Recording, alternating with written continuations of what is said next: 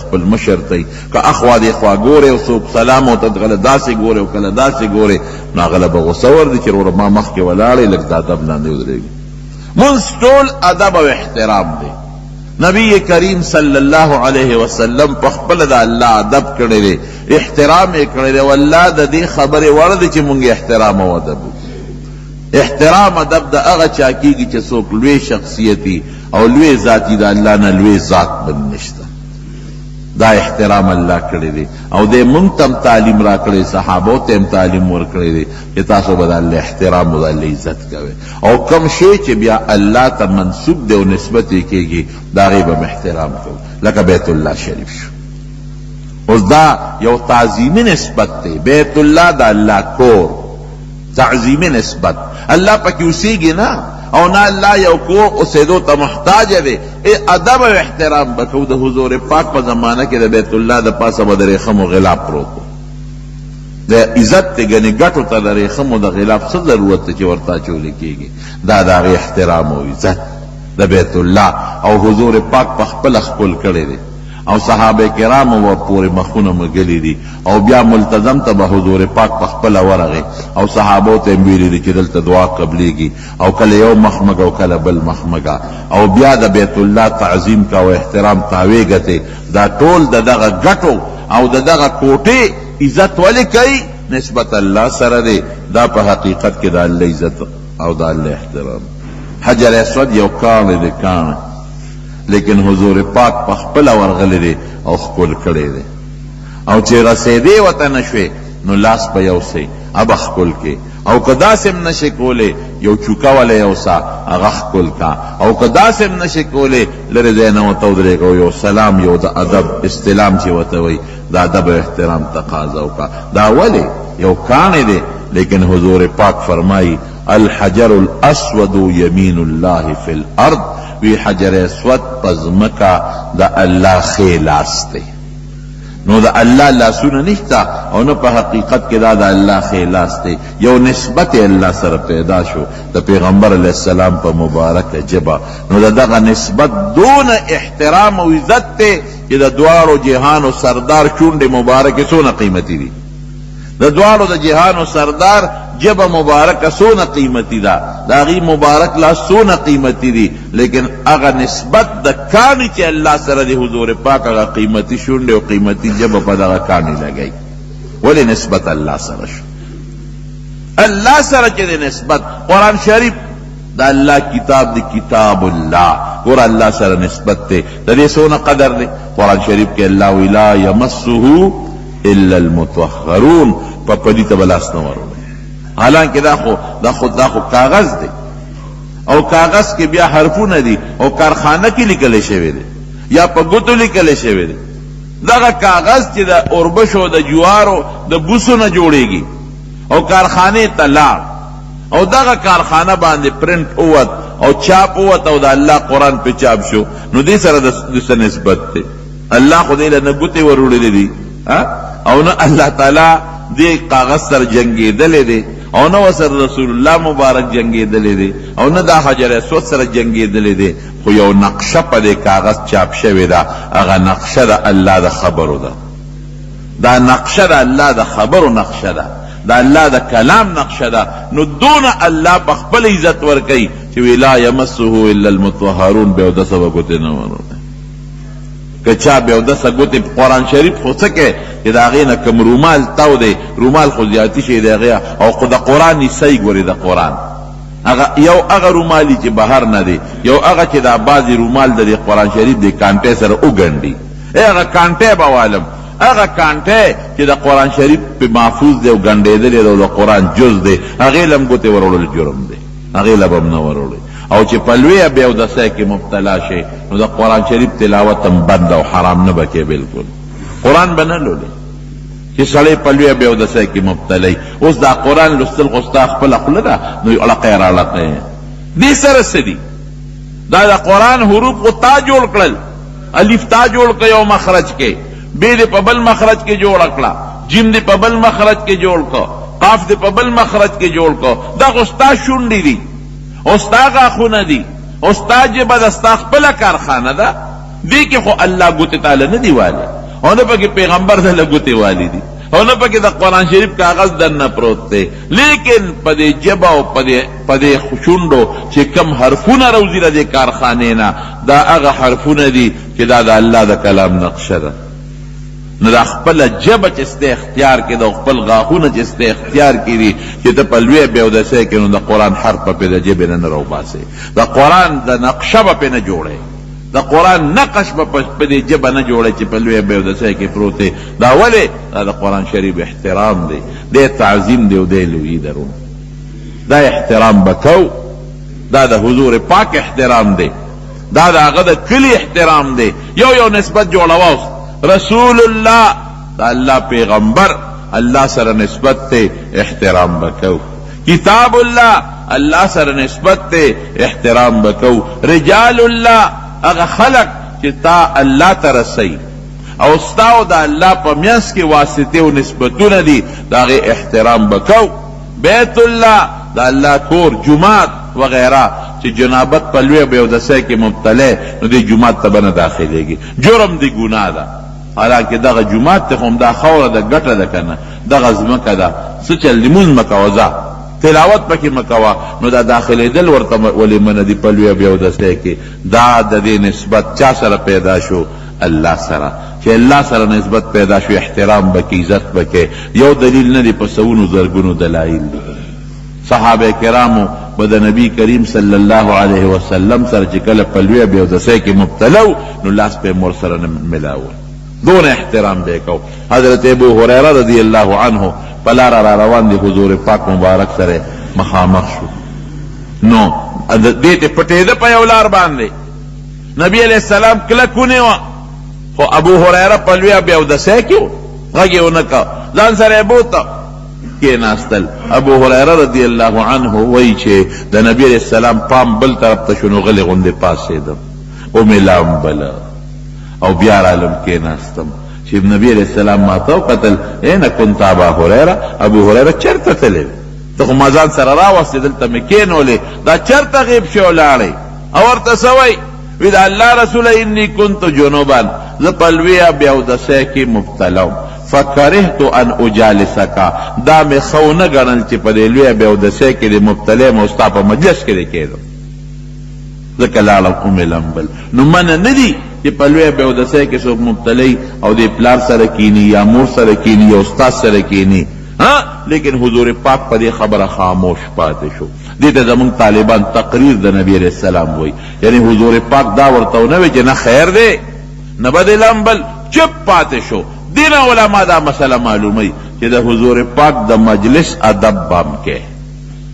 حضور پاک چې کم مجلس کی کینی نو ته جنابت سره په جنابت کې په دغه مجلس کې مکینا لاس به نه ورکو لاس د نبی علیہ السلام لا ولی ځکه په بیادسۍ کې مبتلا دا د حضور پاک عزت ته او د حضور پاک احترام دی او قرآن شریف کې الله په خپل ذکر کوي یو نه بل یو نه ډېر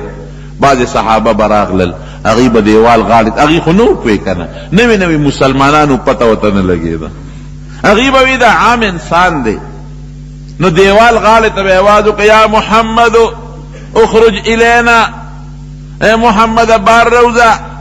هغه خو نوي مسلمانانو نن اسلام راوړو هغوی ته خو پته نه فورا الله آیتونه را لیږي چا به په مجلس کې شور کاو اوچت اواز سره به خبرې کولې فورا الله احترام د پاره آیتونه را لیږي یا ایها الذین آمنوا اے د ایمان خاوندان دا ډېر د مینې لفظ دی ښه اے د ایمان خاوندانو لا ترفعوا اصواتکم فوق صوت النبی د پیغمبر د آواز نه به آواز نه اوچته ولا تجهروا له بالقول كجهر بعضكم لبعض یو سره چې څنګه په زوره چغې خواهې او خبرې کوي فلان کیا فلان کیا د فلان کی زویا دا چغې به نبی علیہ السلام ته نه وایي ان تحبط اعمالكم وانتم لا تشعرون که د پیغمبر د آواز نه مواز پورته کو یا په خپل مجلس کې یو بل ته په نومونو کوم آوازونه کوي په دې نوم د نبی علیہ السلام ته آواز وکړه لکه یار دوسته چې څنګه ان تحبط اعمالكم وانتم لا تشعرون وی په ځان به خبرم نه او دا ټول منځونه او دسونه او حجونه به د ډب ته پریوتي او برباد شوي وي څومره سخت الله یو اډر نازل کړ، یو سخت حکم نازل کړ، عمل دې ټول بربادو، ټول نیکی له په بوله کوم کله پیغمبر بیا ادبی دی وکړه. کاغه سره د داسې خبره وکړه لکه عام مجلس کې چې تاسو یو بل سره خبرې کې، او کاغه مجلس کې आवाज پورته کا ان الذين بیا نبی علیہ السلام ته وی خیر دې خپکیږه ما ان الذين ينادونك من وراء الحجرات اکثرهم لا یعقلون. وی دا چې کم د دیوال پورې غلطات چغې وی اے فلان کی یا روزه نو خیر دې دا لا پوهه دا نه پوهه دي، لا پورا د دین پوهه لا نه ده حاصله ده. یو ورځ دوه ورځې مسلمانان دي ادب لا پورا دوی تا لا خدا لا صحابه ته مونږ بیا ادب نه شو ویل، لوی خلق ته خدا یوې دوه ورځې مسلمانان دي لا دین پورا نه دي زده کړي، رو بس زده کوي، نو ته خپکیږه ما ان الذين يغضون اصواتهم عند رسول الله اولئك الذين امتحن الله قلوبهم للتقوى لهم مغفرة واجر عظيم.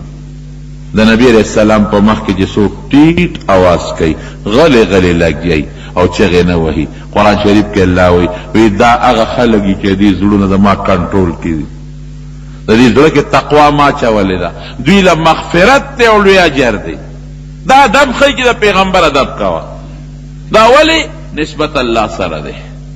الله سره نسبت ته تب قدر کې احترام بکې عزت بکې. قسم دې د حضور پاک د کلو خلق احترام کړي. حضرت امام ابو حنیفه رحمت الله علیه مدینه شریفه ته تلو، نو اخو ډیر شاګردان لرل او ډیر لوی د دین یو غرو، ډیر لوی احادیث او د قران حکیم نه بس زرګونو نه په لکونو مسلې راخلي دي، او د حدیث او د فقه لوی استاد دی. شاګردان په خبر شو، خوشاله شو، رالل مسله د دین داسې ده چې څوک لاړ شي مدینه منوره ته، نو په مدینه شریفه کې دي سلويخ منځونو کې او روایت کې داسې راغلي دي، هغه سلويخ منځونه اتور وضو کې پوره کېږي. نو دا حاجیان صاحبان چې لاړ شي نو دي اتر وضو کوي تیری او سلويخ منځونه کوي. د دوی لوی فضیلت ته نبی علیہ السلام د سفارش ذریعہ ګرځي. نو چې یو ورځ تیر کړه نو امام ابو حنیفه رحمت الله علیه مرګرو ته وی چې زه خو ځم. هغه وی څنګه کم خوازي واپس ځم؟ وی نه داسې چرته کېږي، موږ سره بدل تکې ته دیره مېلمه به زمون چې سبا بیا شوه، وی بیا ځم. مرګري بیا راغون شو، ته څه کې چرته دی؟ دا خلق برا پورې خان دي چې دا څنګه استاد دی او څنګه امام دی